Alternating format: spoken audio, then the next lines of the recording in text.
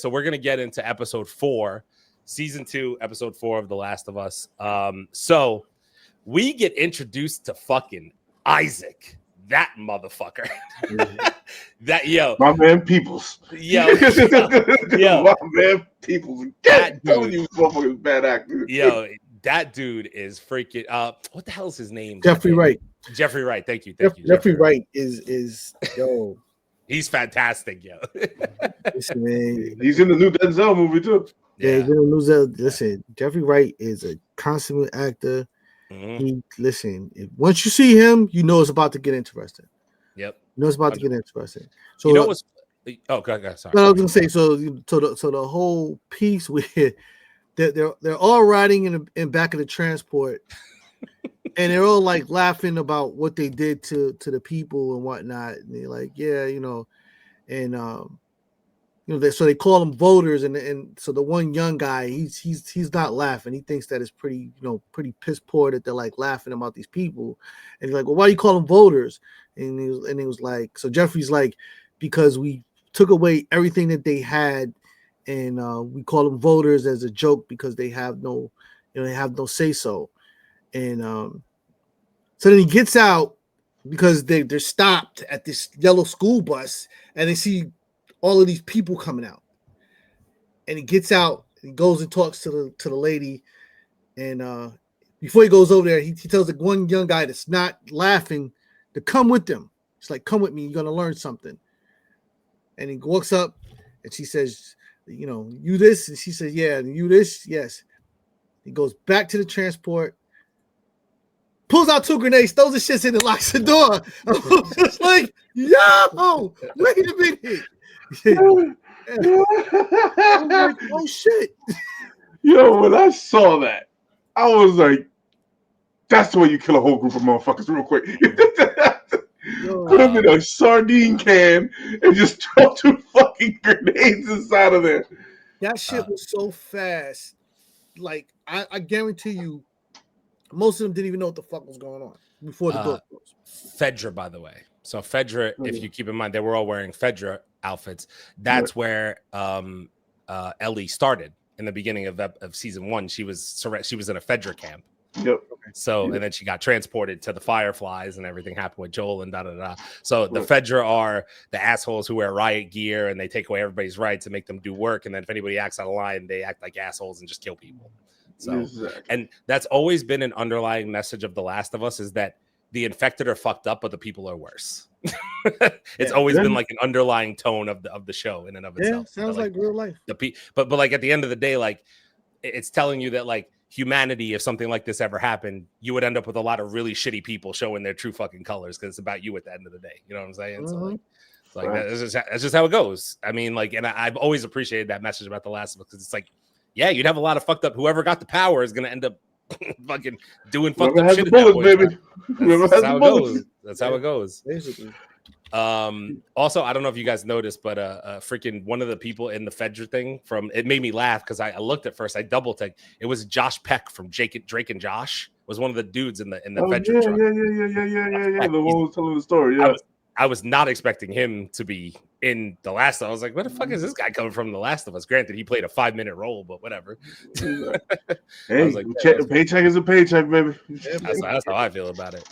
And then, like, not to skip around a lot, but again, I'm just gonna talk about freaking Jeffrey Wright as Isaac, man. So when they flash back to them in the wolf camp and they have the scar captured, and this motherfucker is telling him a whole story about how he wanted copper pots his whole life. I'm thinking he's telling a story about how he wanted to be a cook and shit, and then all of a sudden, like, he's heating this shit up, and they pan over to some dude fucking tied up, and he's like, that's why copper it cools down really fast. And he goes over to him, makes him put his fucking hand out. I'm like, oh, you fucking bastard.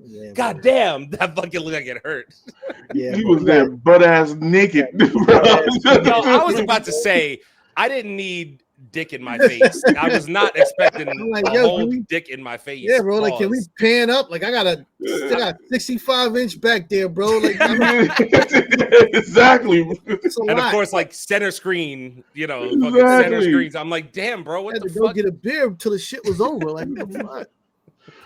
I just kept hearing for the fucking waiting for the screams to come on that way I could look. Shit.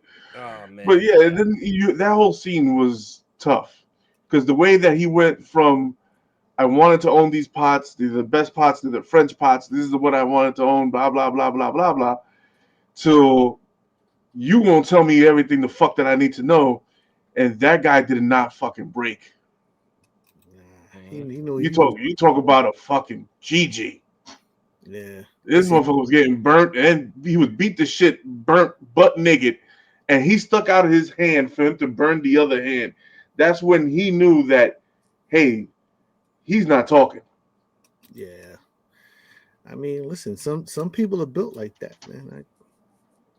I probably would every fucking thing. I don't give a fuck. Like, the motherfuckers is over there. Leo over there. He went down the corner. You can catch Aaron at Walmart. Like, don't burn my ass no more. Yeah, but then from that scene, we go back to Ellie, right? Yeah, from that scene, we kind of go back to Ellie and Dina finding a tank.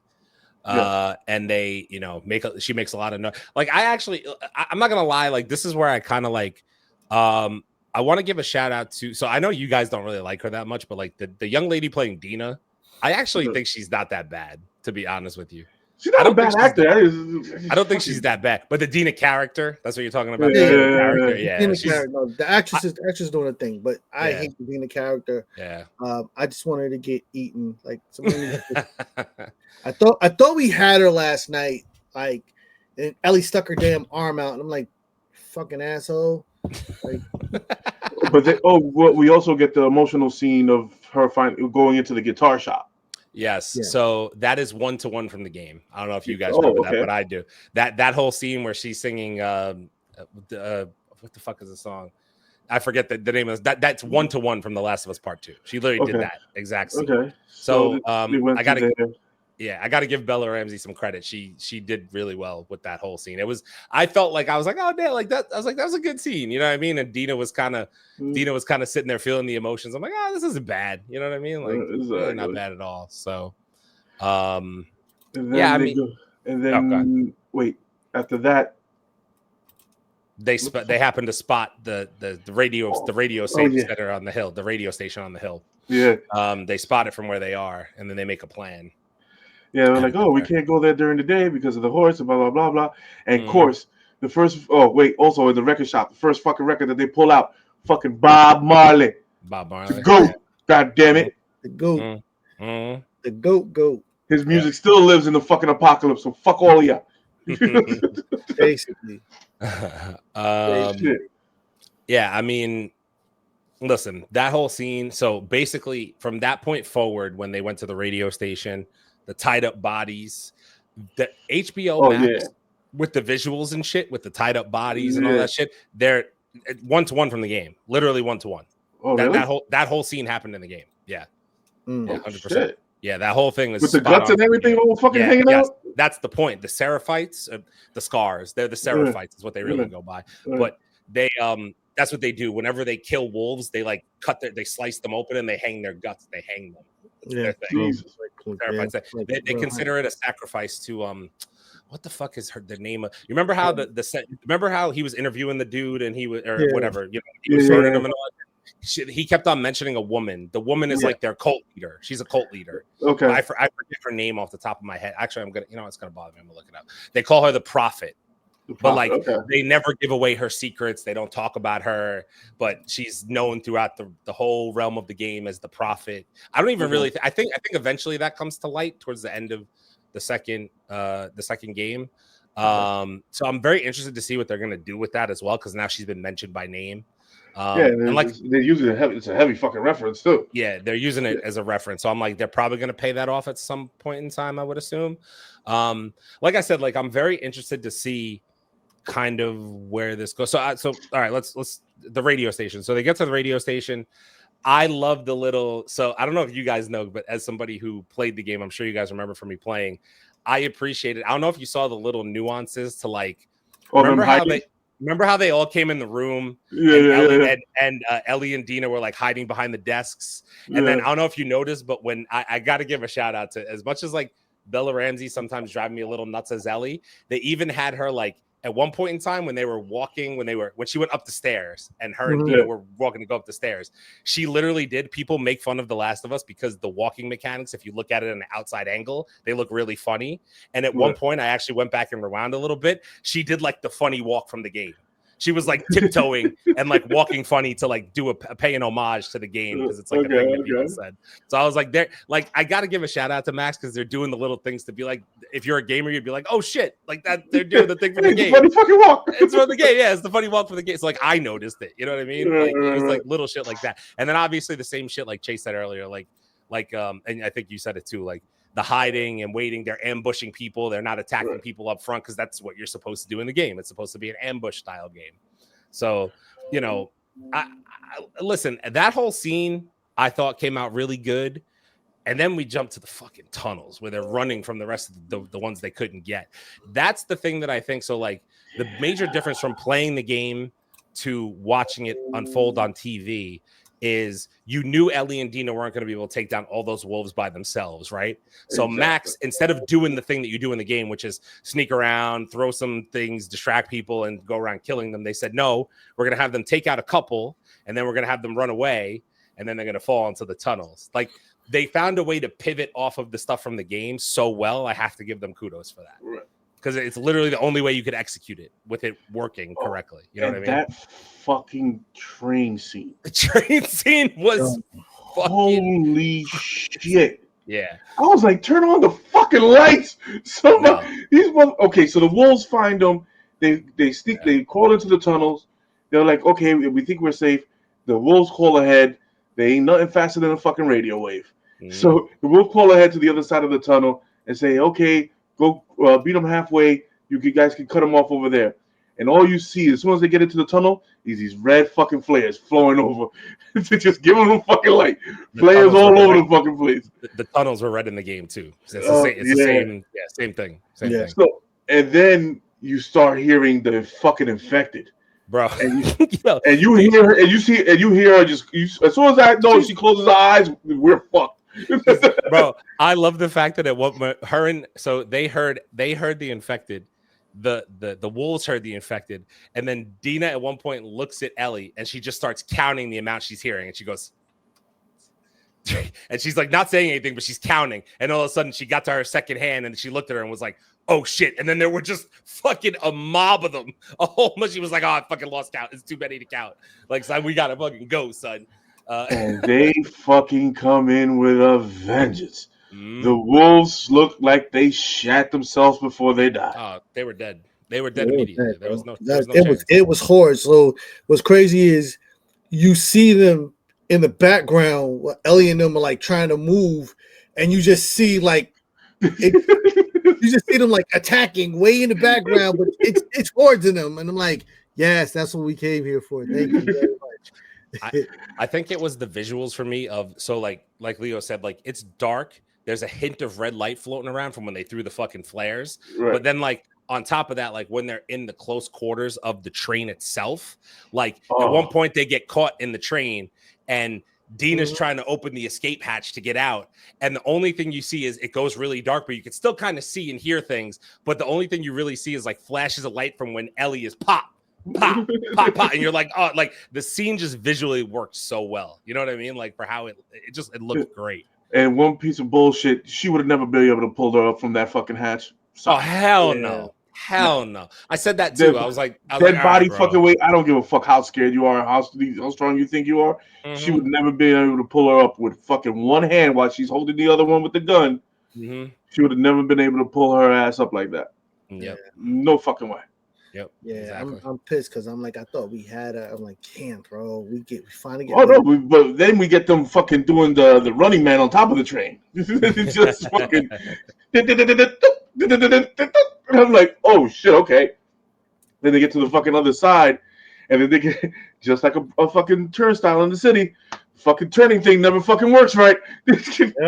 Yep. For those that don't live in New York, I've gotten caught in that thing many a times. You go in there, you push, the damn thing doesn't move, and then you and then you just waiting, and then until you get fucking pissed and claustrophobic, and then you push the shit out of it, and it hits you in the back while you fucking try to push it forward. Somebody else comes and goes and they push, Yanks. and all of a sudden it fucking works. Yeah, so it's like, but then see, she's about to get yanked. She's about to get bit.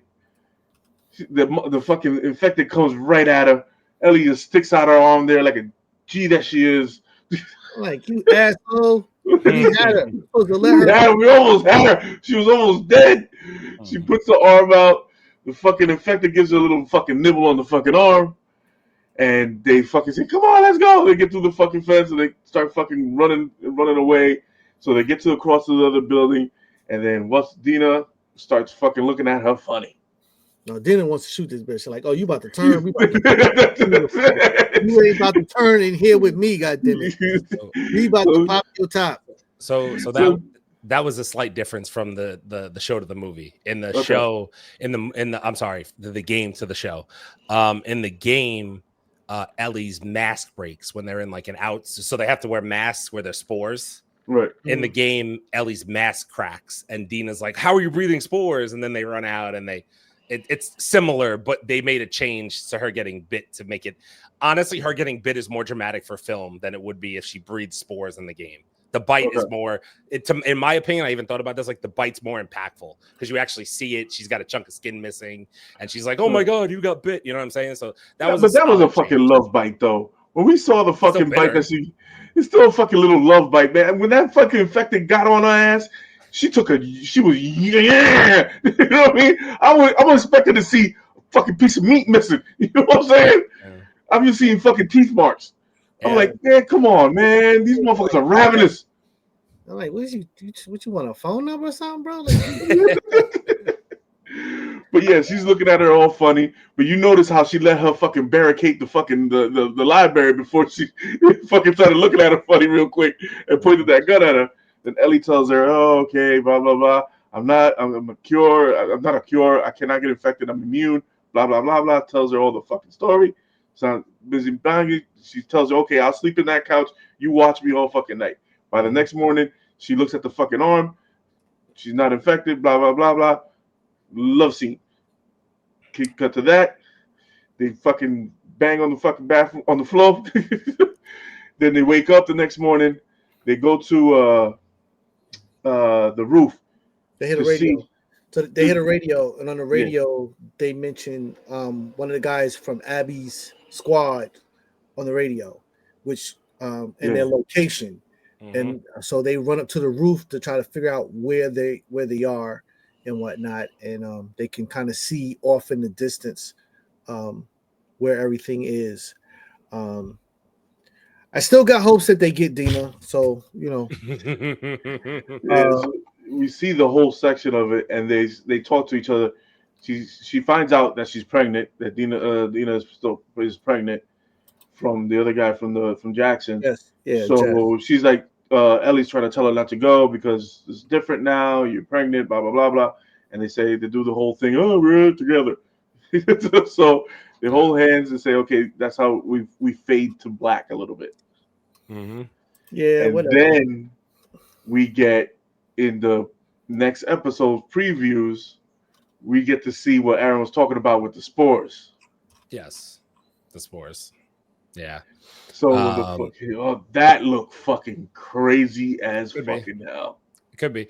It depends. They have a lot of directions they can go now. So if I remember the game correctly, this would be the point where I think they kind of switch over to Abby, which might be a thing. Okay. They might switch over to Abby in this episode or the next episode, or the one coming up or the one after that. I'm not really sure. Because my assumption is you're going to get a little bit more with her, time with her, before you just go to Ellie. Because if they just continue with Ellie, the only thing left for Ellie to really, not to say it like this, but because there's other things she does in the game, but really at this point, her objective is just to find Abby. So like, the next major place of of interest would be like the aquarium, but I don't think we're there yet. I think they'll probably save that towards the end potentially. But it depends. The show could go a lot of different ways because there were like, keep in mind when Ellie found Abby the first time when Joel got killed, there were 5 or 6 of them in the cabin with her. She could literally go hunt each one down to find information about where Abby is, or it depends on where Max wants to go with it. That's not how it went in the game. In the game, she kind of encountered little groups of them at a time versus one at a time. So it just depends on how far Max wants to stretch the season. You know what I mean? Like, I don't know. Because, like, to me, I said this before, I think they got to golfing very, very fast in life. And also, is it the infected that's attacking them when they're looking over the roof, or is it the skirmish? Yeah, it's not the infected. I think it's the scars. It's the scars and the wolves. Yeah, fighting over territory. Yeah, it's probably a territory. They've got an active, because this is why when they first find the wolves hanging, the ones that got killed had already radioed out for help, so they were in the mix of the city and whatnot. Okay. The one thing I will say that so far is a little bit different to me is I'm very interested to see where this goes, because in the game, as you continue to play as Ellie, Dina kind of hangs back at base and radios you information as you go. But the end of episode 4, they had that whole little powwow about, like, we do this together. So I'm kind of like, to Chase's point, I'm kind of like, well, now we know Dina's pregnant, but she's going to continue to go help Abby on this hunt. At some point, does Max make a change and actually kill Dina's character off? Yes. Because there's a potential. When I heard her say, oh, we do this together, I'm like, well, you don't do that in the game, though. You stay back at base because you're pregnant for protection's sake.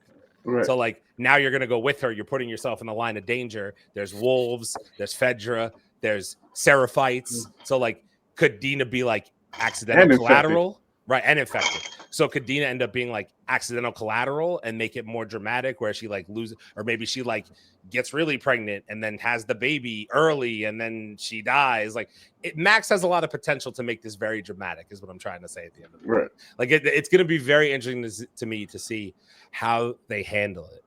But I am excited. Listen, at the end of the day, like, so I wanted to mention one more thing before we get out of here, because I know this is a recap, and we can talk more about this on Thursday as well, because I'm pretty sure it'll probably be a good podcast topic with the rest of the guys and all that. But I don't know if you guys saw this, but apparently The Last of Us took a big ratings hit since Joel's death. Apparently, I'm just going to give you guys the numbers. It's not me saying that. I'm not trying to say anything, but week to week viewership for the last 2 episodes. So Max was reporting close to 1 million people were watching it on premiere time. So like 9 o'clock when it comes out. Right. The last 2 episodes, viewership was down in the 600,000s. So it took a dip. Dude, because you got to realize the internet influence. Yeah. People were fucking, when Joel died. Yeah. People were like, oh, somebody, I remember telling you, I said it on the podcast.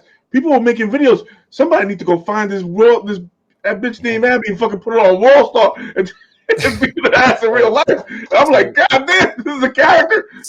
So I think to your point, right? It's a 2-part thing, and here's why I say, listen, we'll talk. We should honestly bring it up again in the podcast. I think it'd be interesting to talk about with the people and stuff like that and see what they think. But what I will say is, to your point, and I know Chase wanted to go, so I'll let him go in a second. A 2-part thing for me, right? So you killed off a popular character in Joel, who was popular in the show, right? But it's also Pedro Pascal, huge fucking name. You know what I'm saying? And then on top of that, if you go to the game portion of it, where fans of the game got disgruntled was with The Last of Us Part 2, was a lot of the story got heavily critiqued. For me, I still say The Last of Us Part 2 is a fantastic game. You guys know I played it on stream. I had a good time. It's a good game, but it goes back to the broader topic that we talk about all the time. Keep in mind, The Last of Us Part 2 came out in 2015, 16, something like that. So at that time, and again, this is not me. I'm not bad. I'm not saying anything bad about anything, but I'm going to put it in air quotes. It's the wokeness. It's the lesbian interaction, her being pregnant, the girl power. It's the stuff that people complain about. You see what I'm saying? So like, that's where it's like does this have to do with the story? Does this have to do with Joel's character death? Does it have to do with Pedro Pascal? It's probably a culmination of everything, to be completely honest with you. I think it's more ultimately, Pedro Pascal character Joel dying has the most to do with it. Because if you kill a major character, especially the hero for all intents purposes, there's got to be instant retribution. Otherwise, the viewers they listen. We'll let you get away with the aftermath, but after that, we need to have some type of at least a skirmish between Ellie and at least one of her crew. It's got to make it feel like there's revenge happening here. Yeah.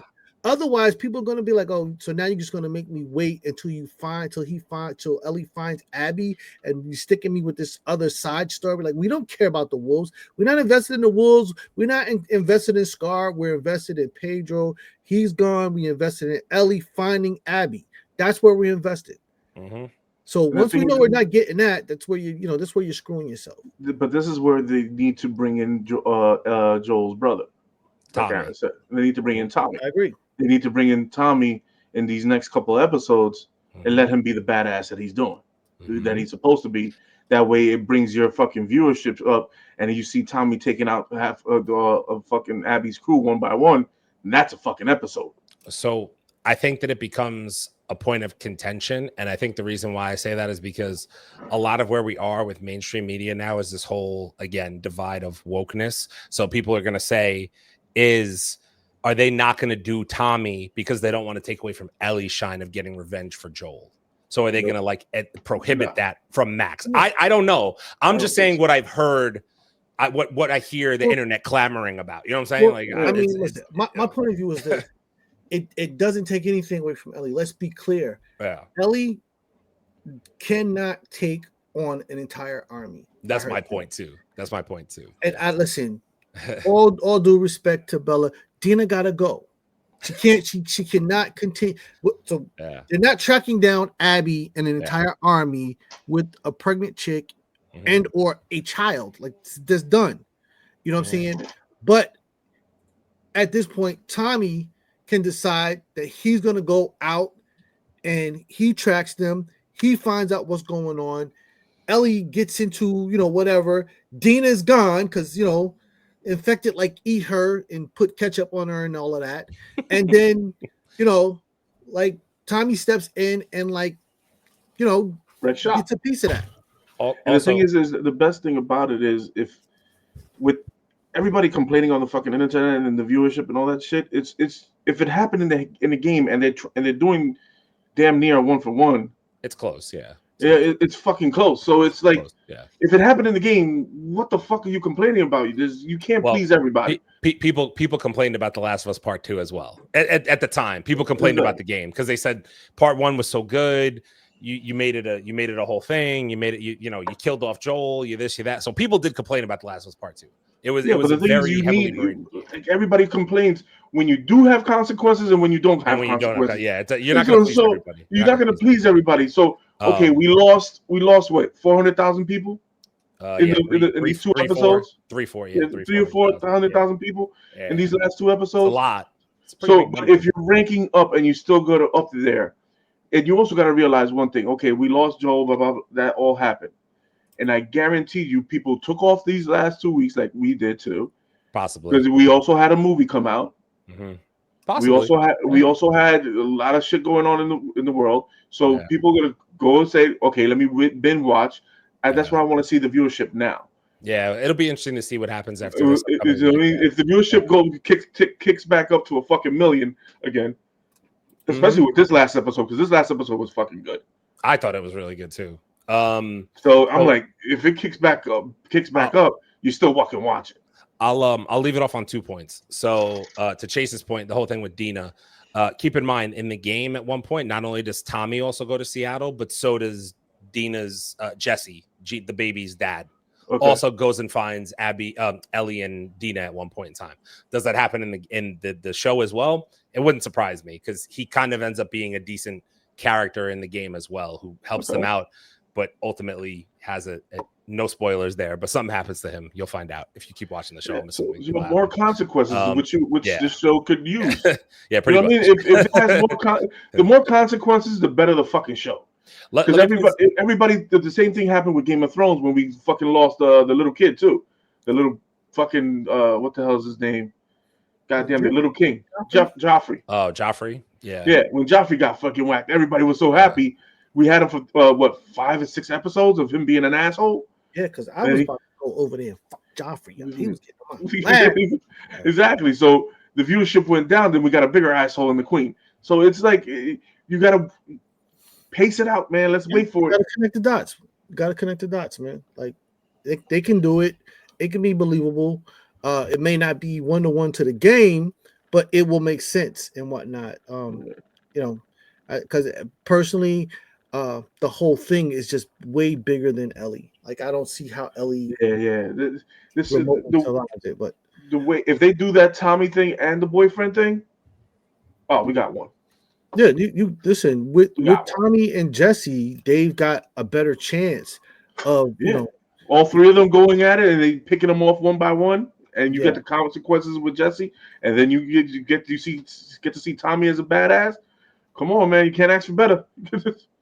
that I can get with. That can work. And some more infected in there, yeah, buddy. For sure. Listen, we'll pick this up on Thursday though. That'll do it for us for The Last of Us season 2, episode 4. If you guys could, I'm gonna hit you with a quick spiel before we get out of here. Your boys are over 2,800 subscribers here on YouTube. We appreciate the love and support in our recent videos, but as I always say, these bills do not pay themselves. We tried, it doesn't work that way. So so if you guys could please drop a like, subscribe, that'd be great. We appreciate it. If you guys could check out a couple of the links down in our description section. First one is to become a channel member, aka a hothead, for just $2.99 a month. You get priority comments in the comment section of our weekly podcast. I'll talk more about that in a minute. You spam some emotes. There's one in there that makes Leo drink. It's all part of his contract. Don't even worry about any of that you're seeing over there. If you guys could also check out the link for our merch shop, mancave101.org. We got a whole bunch of new designs dropping for the spring and summer. You guys should consider dropping in there and checking it out. I'm gonna let Chase talk more about that because the art department kicks me out whenever I try to sneak a peek. So I'm gonna let him talk more about what's going on with the merch shop. Oh my God, yo, listen, man. I every time I bring your name up in there, they kind of like cringe and whatnot. But yo, listen, mancave101.org is the website. It's our merch shop. Go in there, look around, bro. It is something for everybody. It is nerd heaven up in there. Different colors, different sizes. On my big guys, we go all the way up to 5X, so there will be no belly shirts. There'll be no cold belly buttons this summer and whatnot. Everything from hats to t-shirts. We have drinkware, bottles and tumblers, and we just went and found everything that we know our fellow nerds love to use and would like to utilize. You go out there, make your own message, your own statement out there in the world and whatnot.